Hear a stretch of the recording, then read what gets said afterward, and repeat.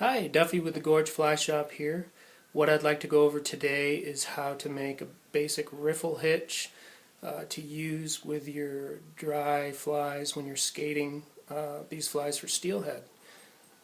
Looking at my box here, they make many different types of skaters today. Some of these foam skaters, a riffle hitch is not really necessary because this big foam collar is going to make that fly ride up on the surface. Anyway, here's another one again. That foam head sticking out there. Here's a natural.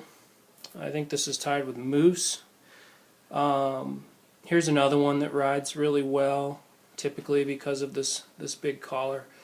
Where I use riffle hitches a lot is when I'm fishing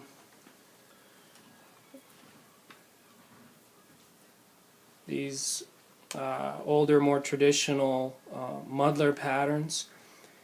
It's a beautiful buggy fly. Fish dig them a lot, but there are times when the river, you're fishing a portion of the river where it's not entirely glassy. You know, there's some different currents going on out there, and this fly will dive under the surface.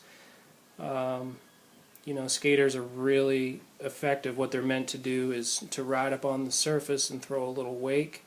It's pretty enticing. So in order to get this ride correctly throughout the swing, what I'll do is just tie a little riffle hitch. So let me grab some Maxima here.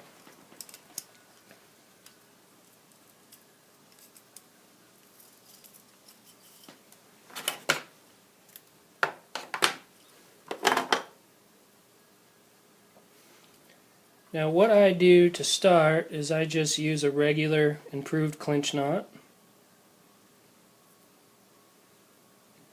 I'm going to take this tag end and I'm basically just going to wrap it about 3 or 4 times.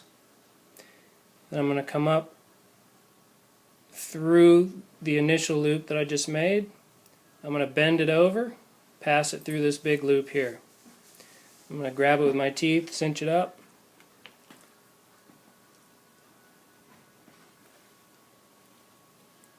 There's my basic improved clinch knot. Okay, so now all a riffle hitch is you're going to pass an overhand loop back over the head of the fly. So you can set this up before you step in the water, or let's say you're in the water, your fly is acting funny, it's diving.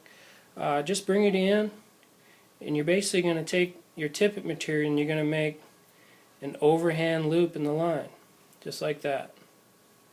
So again, just going to make a little overhand loop, and then you're going to pass this overhand loop back over the head of the fly. And you're going to pull that tippet, snug it up.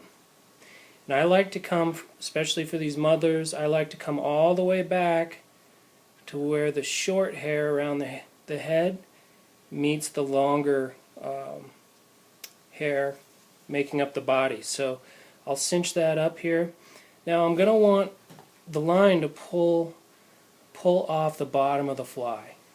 That's going to ensure that that head's going to stay up as it works off your rod tip. So a lot of people like to fish it to one side or the other depending on what side of the river you're on.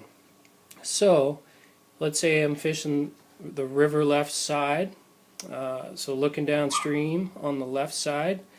Now looking at the fly, I'm going to want that line to pull off the bottom left side of the fly.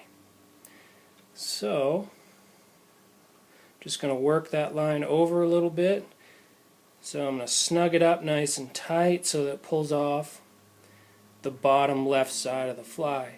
So now when that guy's skating out across the surface, that being hog-tied like that, that head's nice and hog-tied, it's going to help to keep that head up above those various little currents out there, and keep that sucker riding high and throwing a nice enticing wake for those fish to get excited about. So that's your basic riffle hitch.